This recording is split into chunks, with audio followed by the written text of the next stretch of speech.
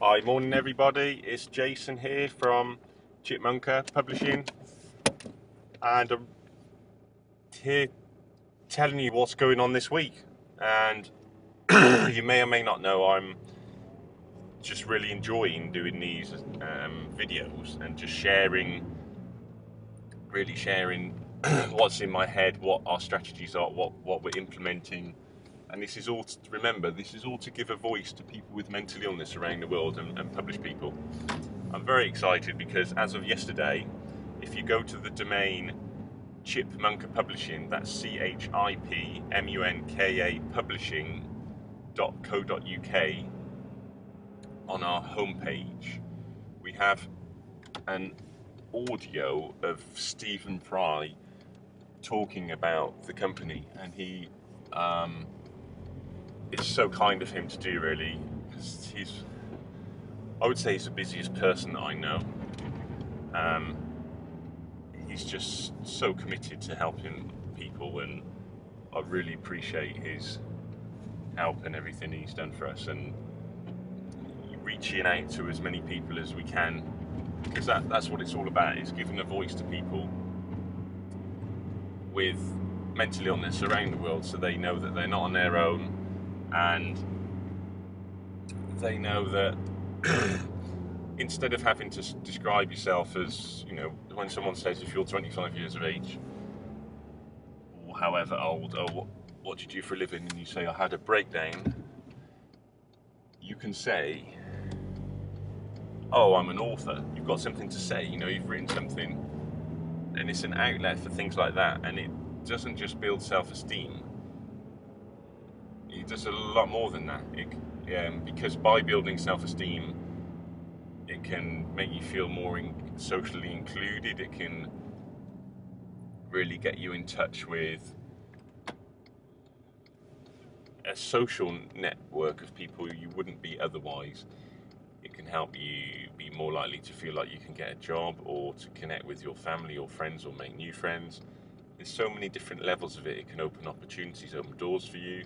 The first time that you see your book is a kind of release of, well, you can draw a line in the sand of what's happened in your past. That was definitely for like a can of madness, and for so many people that we've published as well. And as of today, we have nearly 900 ebooks and probably about 600-700 paperbacks. So if you include everybody, that's about 600 people. So, and my aim is to make that more and more year on year. At the moment, we're projecting at 100 ebooks and 75 paperbacks each year for the next 3 or 4 years. Probably end up being a bit more than that, but that's a kind of conservative estimate, and that's pretty good, just with a team of 3, really. There's me, Andrew, I set up the company with, and then my support person, Will, who's doing great, actually.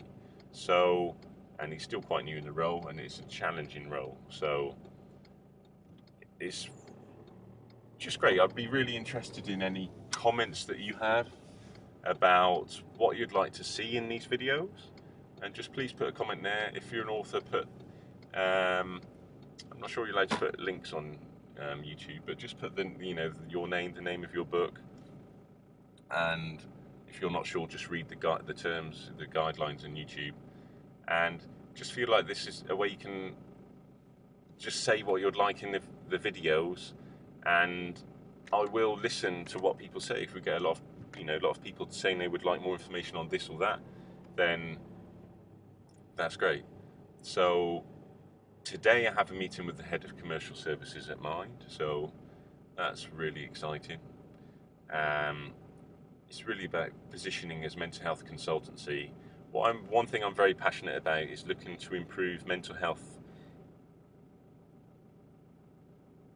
in the workplace, and of course there's certainly in the city, in London, and in very high pressure jobs, then often people's health is very poor because if you think about it, they were.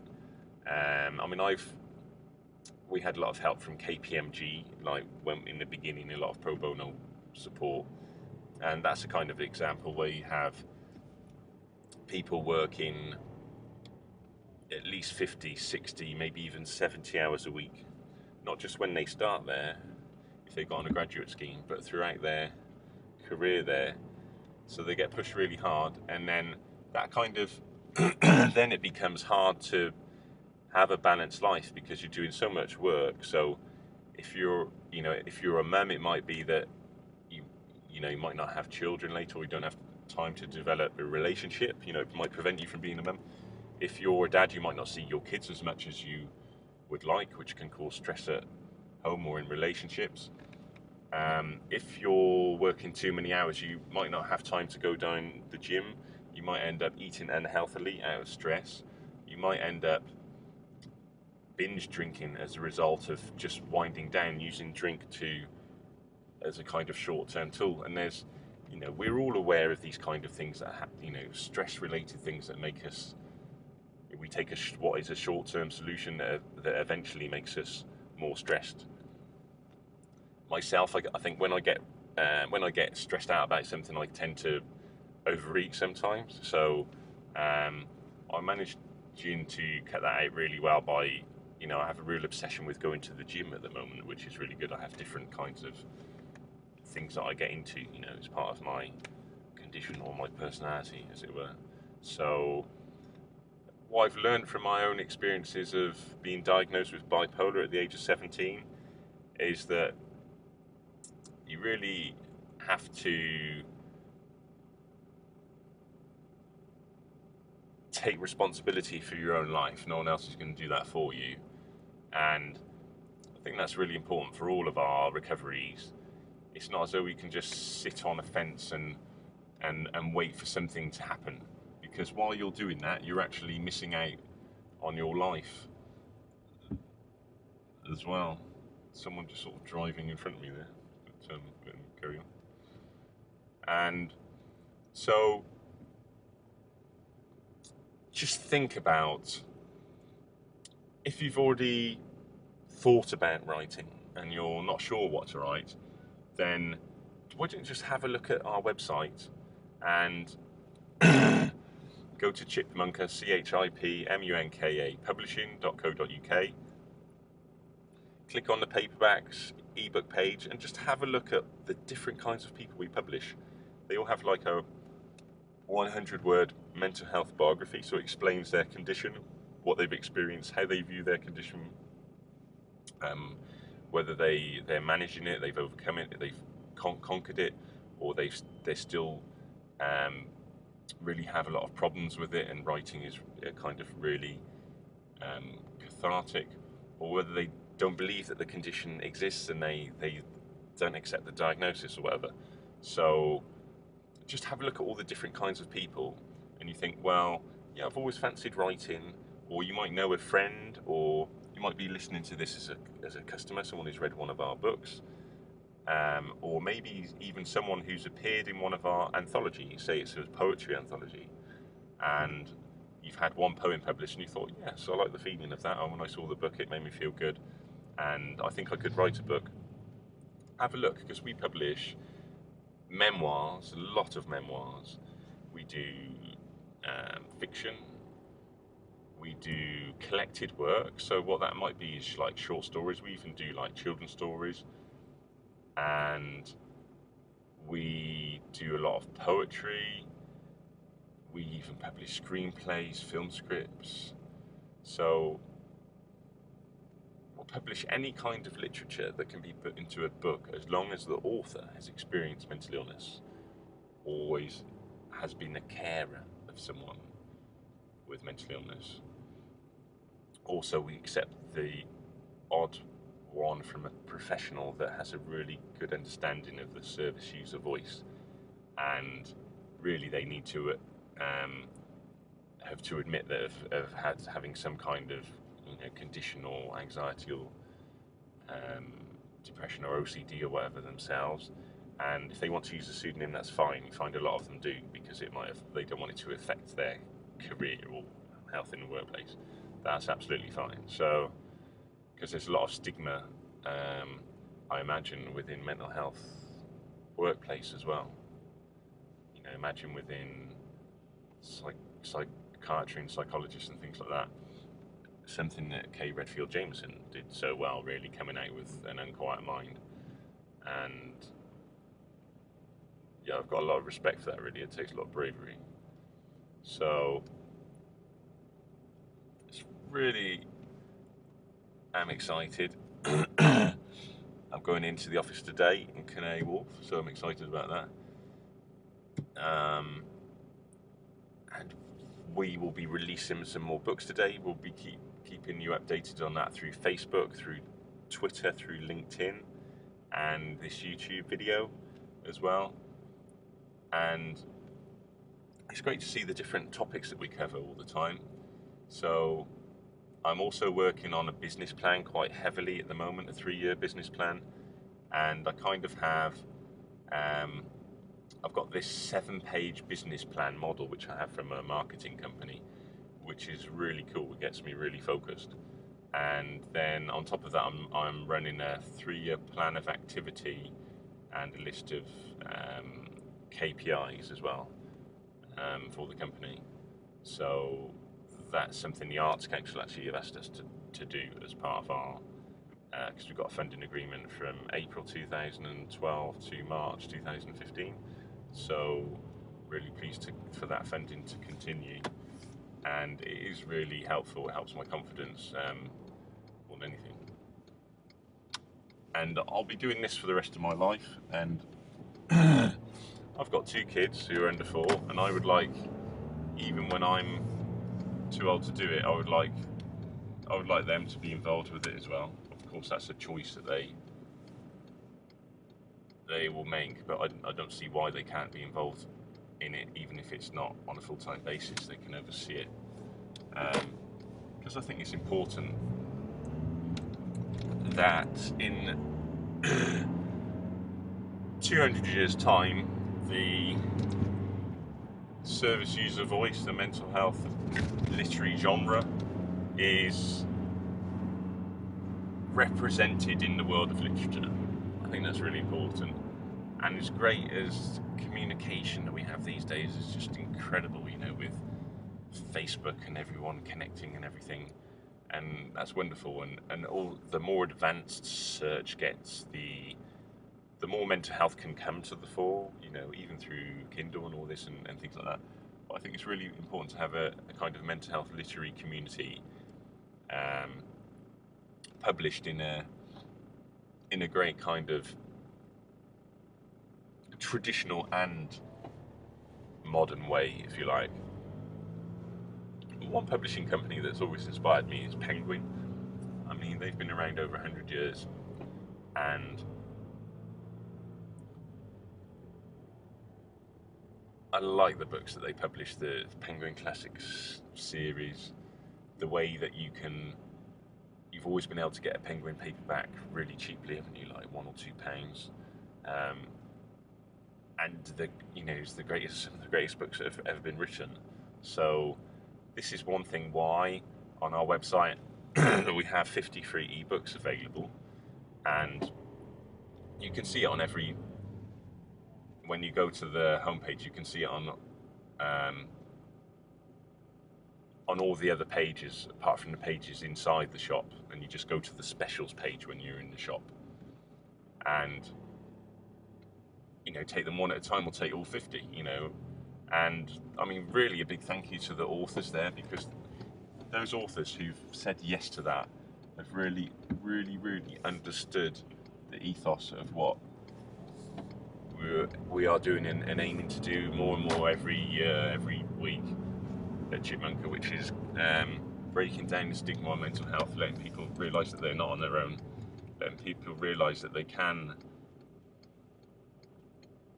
be a success, live more fulfilling lives, and that writing is a way to do that. But not only that, that having a mental health voice can really be achieved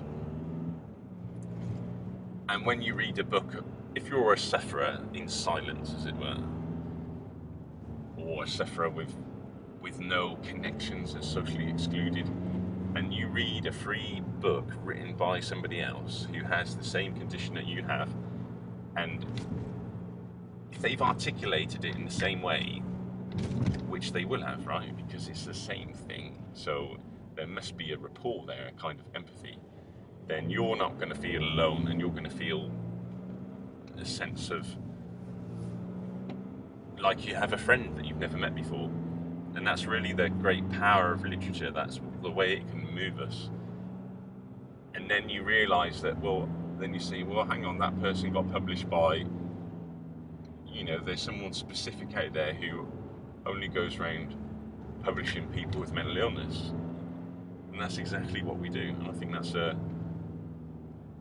very proud of that. I think that is a noble thing, an honourable thing. And it's part of me. That is part of my recovery all the time.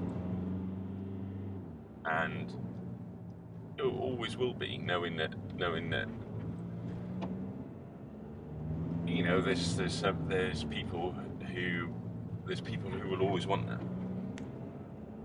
And it has different importance at different times in people's lives, okay? So it might be, for some people, it might be the most important thing in the world at that moment in time.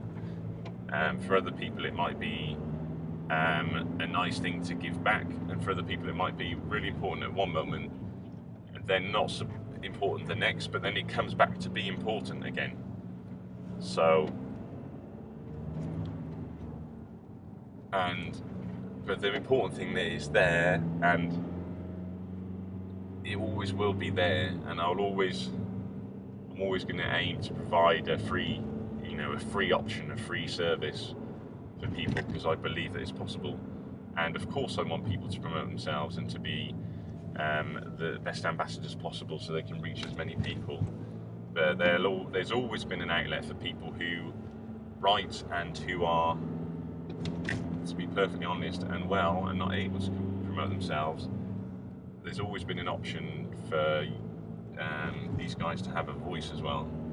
But what I want is for people to, maybe people might find us in that state, or come to us through another charity, and then that charity helps them build their self-esteem, knowing, and they know as well that by being published by us, they know that's going to help as well. So it's kind of a duality process, you know, helping both at the same time. And then by writing and by publishing, you know, kind of by writing, it helps your confidence, and by being published, it really helps your confidence. Seeing your book in print gets confidence. When you do an interview with the media, it kind of, you're breaking down the stigma, you know, you're contributing as a person, making a difference, breaking down the stigma. Your self-esteem increases by giving a book launch. You become a public speaker because you start talking, then you get invited to give talks, then you position yourself as a consultant, so you can get paid more to give works, you can write freelance articles, you can interview in magazines. It's quite exciting. You know, a lot of people get excited about talking on the radio, talking on telly, and it's a bit of a buzz, you know, and then your friends and family see you differently, and people start getting back in touch with you who you didn't know before, and they're saying well done. And you know, it's kind of you know, for me, it was like people I thought might have thought of me as a loser were kind of getting back in touch with me.